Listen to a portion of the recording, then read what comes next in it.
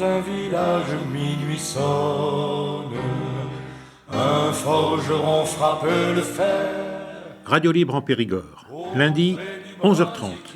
En direct, la chronique des libres penseurs de Dordogne, groupe Fred Zeller, présentée par Jean-Louis. C'est pour la paix, dit-il, que je travaille, loin des canons, je vis en liberté. Auditrices, auditeurs, amis, citoyens, camarades, bonjour. Nous sommes le lundi 20 avril 2026. Et je voudrais aujourd'hui, dans cette chronique, vous parler de la liberté de s'associer.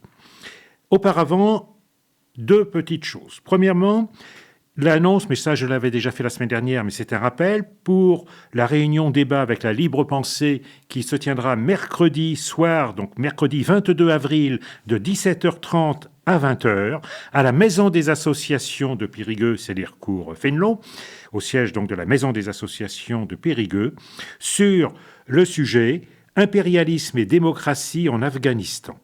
Et je rappelle un petit peu le sous-titre. Après que l'armée US a quitté l'Afghanistan, les talibans reprennent le pouvoir en 2021. La présence américaine garantissait-elle démocratie et en particulier la liberté des femmes? En analysant l'histoire de ce pays, nous essaierons de comprendre comment on en est arrivé là et où va la guerre au Moyen-Orient et ailleurs. Et à la fin de cette réunion débat, une communication sera faite sur la question donc de la fin du financement public de l'école privée. Voilà. Alors ça, c'était le premier point. Second point, je reviens à travers une déclaration de la CGT de l'INRAE sur un sujet que j'ai évoqué dans de précédentes chroniques, par exemple avec la question du port d'un vêtement porté par une conseillère municipale, je crois que c'était dans l'Est de la France, qui avait posé problème et où on avait expliqué que chacun s'habille comme il veut dans le cadre d'un conseil municipal. Ce n'est pas un endroit où siège la neutralité. Le principe d'ailleurs de chaque élu est qu'il a été élu sur une orientation et donc ce n'est pas la neutralité au sein du conseil municipal, des débats du conseil municipal. Voilà. Alors, à l'INRAE, ça va encore un peu plus loin. Et voilà ce que dit ce texte de la CGT. Au nom d'une nouvelle, entre guillemets, interprétation de la laïcité, s'est développée dans plusieurs centres INRAE une stigmatisation de collègues, uniquement des femmes, à qui la hiérarchie reproche une tenue qui serait censée mettre en avant une identité religieuse musulmane. Or, dans les différentes unités concernées, cela ne posait aucun problème jusqu'à présent, le plus souvent toute connaissance de cause, et avec l'aval des directions locales de l'Institut. Le zèle déployé par la direction générale pour traquer de possibles signes religieux à caractère musulman est abasourdissant. Ce zèle s'échine à surveiller s'il n'y a pas 1 centimètre de trop de foulard sur la tête, voir si une jupe trop ample pourrait ressembler à une abaya, rendu célèbre par un ancien ministre de l'Éducation nationale et Premier ministre Gabriel Attal. Pourquoi alors ne pas aussi traquer les croix autour du cou et au revers de vestes pourtant nombreuses à être portées, y compris au niveau de la hiérarchie? Pourquoi organiser des formations INRAE à l'hôtellerie du Bon Pasteur à Angers, tenue par la congrégation de Notre-Dame du Bon Pasteur, cadre laïque s'il en est? Entre guillemets, bien évidemment, le mot laïque. Ce qui s'apparente à une police du vêtement n'est pas pratiqué à notre connaissance dans les autres organismes de recherche. Pourquoi un tel zèle à l'INRAE alors que cela ne peut que générer des conséquences hautement déplorables pour l'Institut, sa réputation internationale et la recherche en général? D'ores et déjà, on assiste à des départs de collègues n'acceptant pas d'être stigmatisés, à des fractures dans des collectifs de l'Institut et à des refus de jeunes à postuler pour être recrutés. La direction de l'Institut entend-elle ainsi se couper de jeunes femmes talentueuses correspondant à une part importante de la population mondiale? Pourtant, le 23 juin 2024, le PDG de l'INRAE, Philippe Mauguin, avait signé, à juste titre selon nous, avec les autres PDG des autres instituts de recherche, une tribune publiée par le journal Le Monde affirmant, et nous citons, « Nous souhaitons réaffirmer publiquement les valeurs qui portent au quotidien notre engagement et forment le socle de la démarche scientifique. L'ouverture au monde et la libre circulation des individus, le libre échange des connaissances et de la pensée, la vérité, la transparence, la rigueur et l'exigence, et encore la tolérance, l'éthique et l'humanisme. » Et un peu plus loin, cette citation se poursuit. Cette démarche qui accélère la science suppose aussi une libre circulation des chercheurs d'un pays à l'autre pour passer du temps dans un laboratoire étranger auprès d'une équipe éloignée, unir des forces, former des étudiants dans les équipes respectives, susciter des opportunités de réseau et ainsi permettre un brassage de chercheurs et d'étudiants de toutes origines, de toutes religions, de toutes opinions. Et un peu plus loin encore, une science qui ne circule pas, qui ne se transmet pas, est une science morte. Les connaissances scientifiques n'ont pas de frontières, elles ne laissent aucune place à la xénophobie, au racisme, et à l'antisémitisme ou à l'exclusion de quiconque en raison de son appartenance à un groupe. Jusqu'à quand le PDG va donc-il laisser faire ces pratiques d'exclusion qui ne peuvent que mettre le feu aux poudres dans les unités de l'INRAE où il n'y avait strictement aucun problème jusque-là? Non à l'instrumentalisation de la laïcité pour stigmatiser et diviser. Cette situation se développe malheureusement dans un contexte politique national inquiétant, avec le racisme décomplexé véhiculé par certains médias, comme en témoignent les attaques révoltantes faites à l'encontre du nouveau maire de Saint-Denis. Arrive également à l'Assemblée nationale le projet de loi Yadan. Ce texte donc, a été écrit avant les derniers éléments concernant donc, ce projet de loi qui a donc été retiré au dernier moment par la majorité, le groupe macroniste à l'Assemblée nationale. Donc, le projet de loi Yadan visant à criminaliser toute critique de l'État israélien et de sa politique en instrumentalisant la lutte contre l'antisémitisme et bientôt les projets de loi à caractère islamophobe déposés par le Rassemblement national. Comme à chaque fois dans l'histoire, l'extrême droite cherche des boucs émissaires pour diviser les travailleurs et les travailleuses. C'est un danger mortel, à un moment où l'unité du monde du travail n'a jamais été aussi nécessaire pour faire face aux attaques contre nos conquêtes sociales. La haine des uns attise celle des autres et nuit au combat commun que doivent mener toutes et tous les salariés en faveur de leurs droits et pour l'obtention des biens communs. Pour la CGT INRAE, la laïcité, c'est avant tout une loi de liberté et de bien vivre ensemble, et l'affirmation de la séparation de l'État avec les églises de toutes sortes. La loi de 1905 proclame ainsi « La République ne reconnaît, ne salarie, ni ne subventionne aucun culte », pour ajouter aussitôt que la République assure la liberté de conscience, incluant la liberté religieuse, citation de la loi de 1905, elle garantit le libre exercice des cultes sous les seules restrictions imposées par l'ordre public. Fin de citation. La loi de 1905 distinguait aussi nettement vêtements et comportements, seul ce dernier pouvant relever du prosélytisme.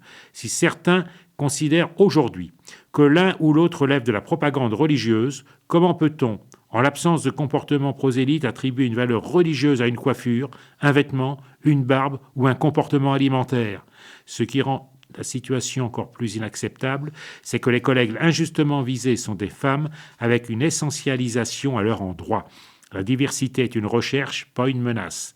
Elle traverse la société tout entière et se reflète naturellement au sein même de la communauté des agents de l'INRAE.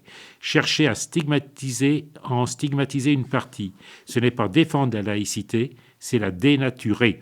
La véritable laïcité protège la liberté de conscience et garantit que chacune et chacun puisse travailler et vivre dans le respect de ses convictions dès lors qu'elles ne sont imposées à personne.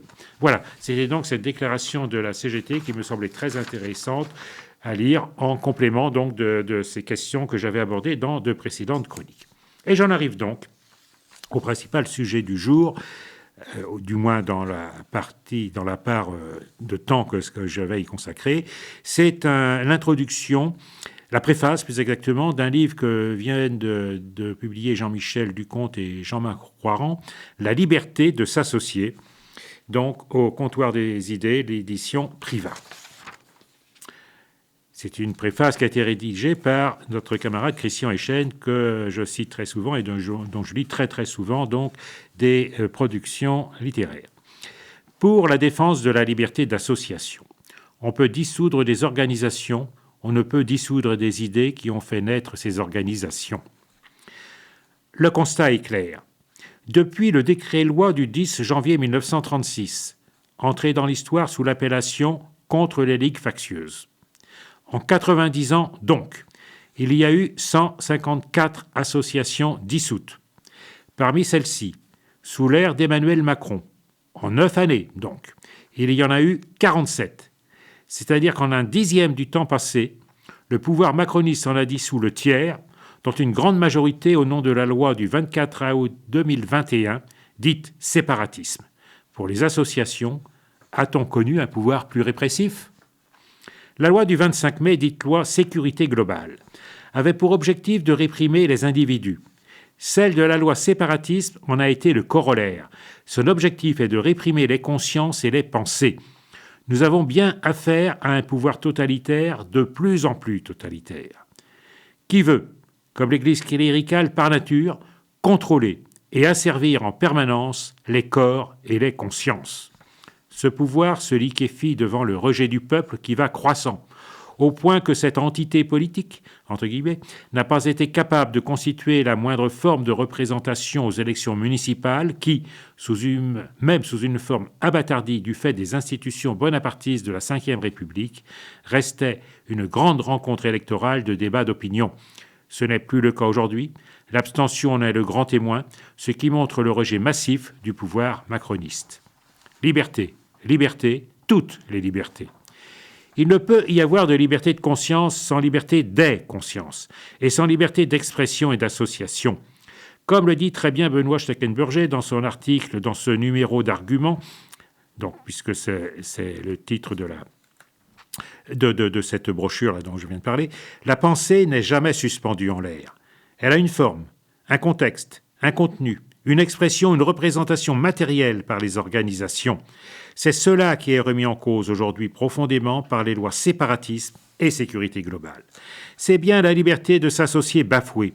Dans leur excellent ouvrage qui porte justement ce nom, La liberté de s'associer, Jean-Michel Duconte et Jean-Marc Roirand de la Ligue de l'enseignement expliquent en détail toute l'histoire de cette liberté, ses avancées, ses reculs, ses combats. Je ne saurais trop vous recommander la lecture de cet ouvrage pédagogique et instructif, c'est une vraie mine d'informations. Un basculement dans l'histoire, et particulièrement dans celle de la répression et de la réaction, ne se fait jamais d'un seul coup. Il n'y a jamais de fiat lux. C'est un long processus qui part du passé, est nourri par le présent et va vers l'avenir. Il y a une accumulation primitive de ce capital, et quand la quantité devient qualité, le basculement s'opère. Ce n'était pas mieux avant, c'était différent. Le conflit d'intérêts, autre nom de la lutte des classes, maintient, accélère, restreint ces processus selon les moments et les forces qui s'imposent ou non. La nécessité de la liberté d'association tient de la liberté politique, de la liberté de réunion, mais aussi de pensée et de conviction. Une liberté juridique autorisant la constitution aux côtés des individus de personnes morales et une liberté économique favorisant la défense d'intérêts, mais aussi contribuant à assurer leur gestion. D'autant, comme le souligne Régis Debray dans le Moment Fraternité, qu'une vie à la première personne est une vie mutilée, qu'une organisation sociale vivante n'existe pas sans la reconnaissance des appartenances naturelles ou construites, stables ou réversibles qui la travaillent. Fin de citation. La liberté d'association a une histoire propre, qui est liée à l'histoire sociale et politique. La Révolution française qui a voulu édifier la liberté, notamment celle des individus citoyens libres, s'est heurtée à la confrontation des intérêts. Comment concilier celle-ci avec la liberté de se regrouper ? On connaît les décrets d'Allard, la loi Le Chapelier, qui ne pourront résister durablement aux avancées économiques et notamment de la constitution de la classe ouvrière, en soi et pour soi. Il y a une action démocratique commune entre la liberté du droit de grève, 1864, de celle de constituer des syndicats, 1884, des partis et des associations, 1901, contre l'oppression individuelle et collective des congrégations religieuses, 1904, et tout cela va culminer dans la proclamation institutionnelle de la liberté de conscience, 1905, qui est la, entre guillemets, sanctification de la liberté d'expression et d'association. Il faudra donc à la conscience humaine, c'est une expression de Victor Hugo, combattre en permanence le trône, le pouvoir et l'autel. Dans ce combat, c'est constituer une conscience collective qui nourrit tous les aspects de la démocratie. Il ne saurait y avoir de véritable démocratie sans liberté de conscience, d'expression, donc de presse, de réunion et d'association. Tout est lié. Et quand une de ces libertés est menacée et mise en péril, comme aujourd'hui par la loi séparatisme, Ce sont toutes les libertés et la démocratie dans son essence même et sa réalité qui est menacée. L'association, c'est le contrat. La liberté de s'associer, c'est la liberté de contracter. Citation. L'association est la convention par laquelle deux ou plusieurs personnes mettent en commun, d'une façon permanente, leur connaissance ou leur activité dans un but autre que de partager des bénéfices. Elle est régie quant à sa validité par les principes généraux du droit applicable aux contrats et obligations. Fin de citation, c'est l'article 1er de la loi sur les associations donc du 1er juillet 1901. C'est une loi fondamentale de la liberté et des libertés. Cette liberté de contracter explique la grande diversité des formes d'association. Syndicats, association 1901, partis, mutuelles, coopératives, cultuelles, fondations, etc., etc. La loi séparatiste remet en cause cette diversité féconde. Elle tend à édifier, sous la tutelle du pouvoir, un modèle unique, obéissant aux mêmes critères décidés par le pouvoir, mettant en action des règles décidées par le pouvoir, œuvrant à une idéologie d'État, totalitaire par nature et par essence. À terme, toutes les associations, et non plus seulement celles, entre guillemets, reconnues d'utilité publique, seront contrôlées à outrance avec l'épée de Damoclès sur leur tête. Leur dissolution. Cette menace est analysée et décortiquée dans ce numéro de notre collection Arguments. Donc je reviendrai sur ce numéro d'Arguments avec notamment le texte donc, de Benoît Schneckenburger dont Christian Echen a parlé un petit peu plus haut dans le texte que je suis en train de vous lire. Donc cette menace est analysée et décortiquée dans ce numéro de notre collection Arguments afin de donner à tous les moyens de compréhension pour leur permettre de combattre et pour se défendre. Expliquer pour comprendre, comprendre pour agir, est l'idée centrale de notre collection Arguments. Nous en avons écrit 33, chiffre hautement symbolique à ce jour. Nous en publierons la liste, donc, à la fin de ce texte. Et bon, on le publiera sur nos sites, bien évidemment. La loi séparatiste de dissolution permanente s'appuie sur une longue tradition réactionnaire de répression. Le décret-loi du 12 avril 1939, qui impose une autorisation préalable pour les associations étrangères, autorisation qui peut être retirée à tout moment. Une éclaircie a eu lieu en 1981, mais cela revient aujourd'hui au nom de la lutte contre le séparatisme. La loi du 26 septembre 1939, qui interdit les associations communistes du fait du pacte germano-soviétique et abroge les élections des députés du PCF. 675 associations seront dissoutes et leurs biens transférés au budget de la défense nationale. C'est ce que certains réactionnaires fascistes sionistes réclament aujourd'hui contre la France insoumise. L'idée pourrait donc resservir aujourd'hui. La loi du 11 juillet 1941 du régime de Vichy, qui interdit et dissout toutes les associations, citation, dont les buts réels, l'activité et les agissements s'avèrent contraires à l'intérêt général du pays. On croirait lire que la loi séparatiste à propos des musulmans et de leurs associations qui obéiraient, entre guillemets, à des injonctions étrangères. La répression va s'amplifier encore plus. Laurent Nunez annonce une nouvelle loi sur le séparatisme permettant de dissoudre certaines structures. Un nouveau projet de loi de lutte contre le séparatisme verra bien le jour. Citation. On a fermé énormément de structures associatives qui étaient dans le séparatisme islamiste. On a fermé aussi des lieux de culte. On continue à le faire.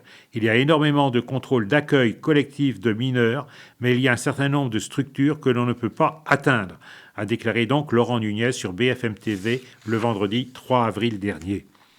On a un sujet sur le contrôle de l'accueil collectif des mineurs. Il faut qu'on puisse tous les contrôler. Ce n'est pas le cas aujourd'hui, a également dit le ministre de l'Intérieur. On a aussi un sujet sur les publications pour les plus jeunes. Selon le locataire de la place Beauvau, ce texte viendra compléter la précédente loi de 2021 avec de nouvelles dispositions permettant, par exemple, de dissoudre certaines structures. Source de ces informations, France Info avec l'AFP du 3 avril 2026. La subsidiarité, complément de la répression. L'idée générale de tous les pouvoirs a toujours été de faire de la puissance du mouvement associatif un relais de ses actions. Quand on examine sa constitution, source le livre cité dont les références sont en bas donc de cette préface, donc le livre de Jean-Michel Duconte et Jean-Marc Roiran, on comprend donc vite pourquoi. Un Français sur deux est membre d'une ou plusieurs associations. 3 Français sur 4 sont liés d'une manière ou d'une autre à une association. Les associations bénéficient du concours de 18 millions de bénévoles. Les associations emploient 1,9 million de salariés. Le budget, en 2010, cumulé du secteur associatif, s'élève à plus de 59 milliards d'euros. En 2025, il y a plus de 2 millions d'associations en France. 56% des associations appartiennent à un réseau.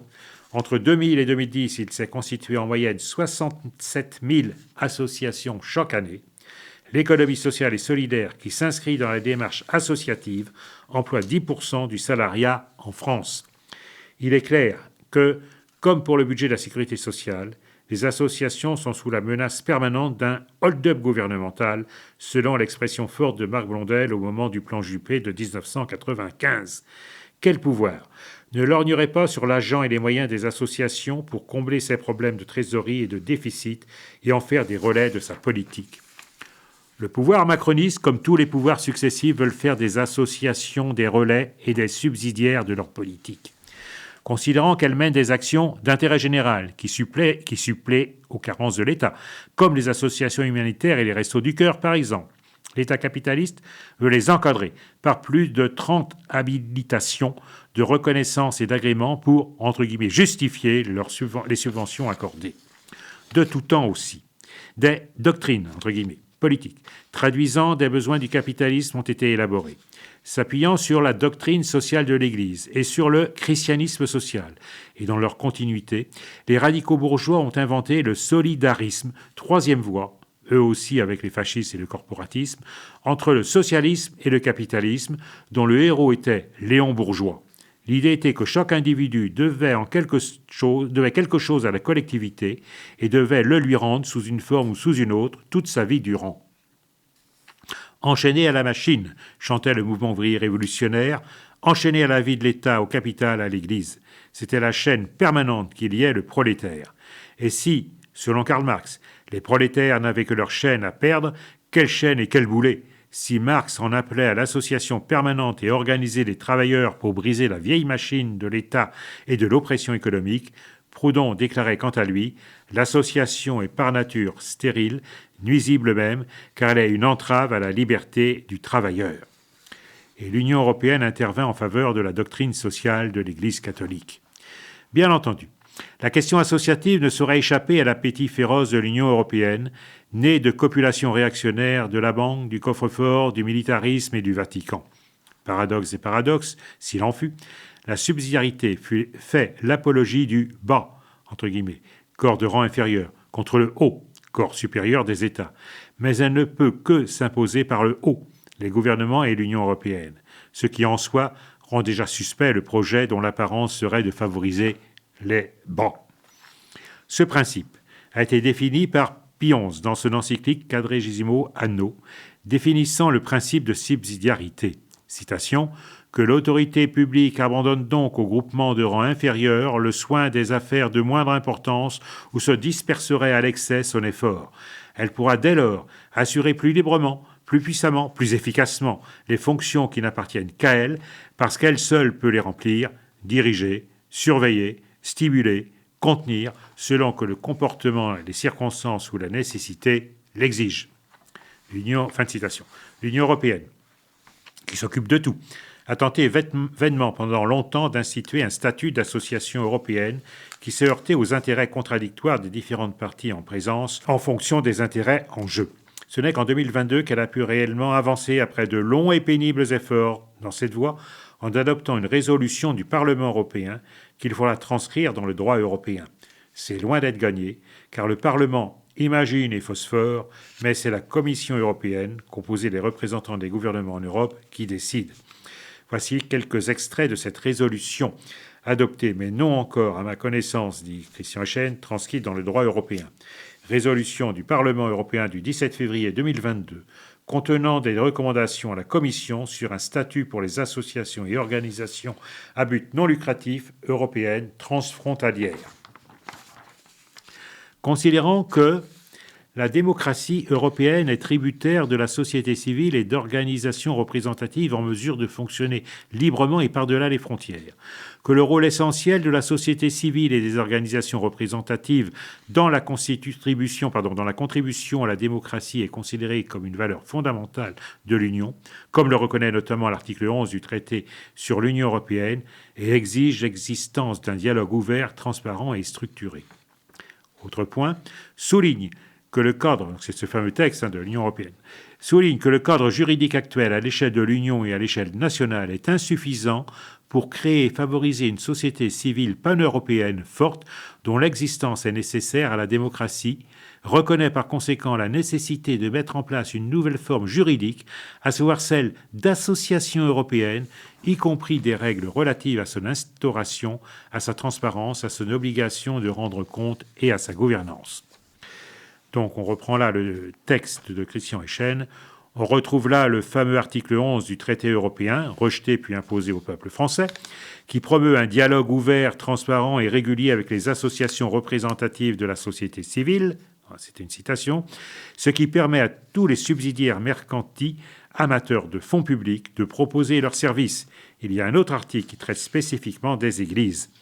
À la question pourquoi deux articles différents, le docteur Willinger, chargé des cultes à l'Union européenne, avait répondu à une délégation européenne de la libre pensée conduite par Marc Blondel, citation, « parce que la société civile est l'immanence, entre parenthèses, sa nature propre que l'on ne peut dépasser, et que les églises et certaines associations philosophiques étaient la transcendance, c'est-à-dire qui vous élève au-dessus, en clair, d'un côté les gueux, de l'autre les aristocrates. » Quand je lui demandais où il classait la libre pensée dans ce distinguo bien embarrassé et après un long moment de solitude, il me répondit un peu contrit, dans la transcendance, ce qui a indubitablement changé notre vie alors. Les libres penseurs présents à cette entrevue garderont longtemps un souvenir ému de cette réponse. Être dans la transcendance, c'est pas donné à tout le monde.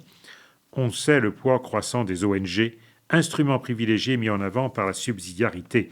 Il y en a 38 000 recensés dans les institutions internationales, mais il faut bien les distinguer. Il y a les ONG intervenantes, qui se substituent aux États et aux services publics pour des missions d'intérêt général, en contrepartie de défraiements sonnants et trébuchants. Rien n'est gratuit dans ce bas monde. Il y a aussi les plus nombreuses, les ONG représentatives, qui n'ont comme seule fonction, comme la libre pensée à l'OIT ou à l'ONU, que de représenter des opinions ou des intérêts sociaux. Elles ne demandent aucune rétribution pour cela et n'ont souvent que leurs yeux pour pleurer sur la misère du monde. Les auteurs du livre, cités en référence dans cette préface, indiquent qu'il y a aussi les gongos, de fausses ONG, placées sous la tutelle du gouvernement et chargées de défendre leurs intérêts. La pullule des ONG religieuses, dont celle du catholicisme, qui ne font pas cela uniquement par esprit de charité, qui pourtant commencent toujours par soi-même, comme le dit le dicton populaire. Et donc, je vais en arrêter là pour ce texte que je n'ai pas terminé. Le paragraphe suivant est titré « Le rôle des gouvernements envers le mouvement associatif n'est jamais désintéressé ». Et ensuite, donc, il y a une conclusion. Je reprendrai tout ça donc, dans une prochaine chronique. Voilà, je vous remercie beaucoup pour cette chronique donc, du groupe Fred Zeller. Merci également à Antoine qui a assuré la technique pour cette chronique. Et rendez-vous la semaine prochaine pour une nouvelle chronique du groupe Fred Zeller, des libres penseurs de Dordogne. En forgeant un soc de charrue. C'était la chronique du groupe Fred Zeller de la libre pensée de Dordogne. Vous pourrez réécouter cette chronique en rediffusion jeudi de 16h à 16h30 ou samedi de 17h30 à 18h. Vous pouvez également écouter cette chronique en podcast sur le site de Radio Libre en Périgord et vous pouvez également retrouver sur le site du groupe Fred Zeller, lpdordogne.fr, toutes les chroniques du groupe Fred Zeller sur Radio Libre en Périgord. Nous vous donnons rendez-vous pour une prochaine chronique la semaine prochaine, dès lundi 11h30. Et le tien, ton glaive